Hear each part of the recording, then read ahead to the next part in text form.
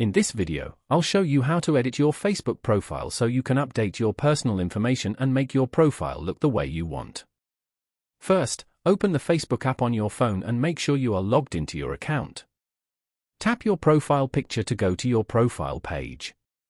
Once your profile opens, look for the Edit Profile button under your profile picture and tap on it.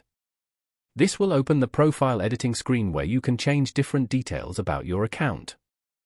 Here you can update your bio, add or change your profile picture, and edit your cover photo.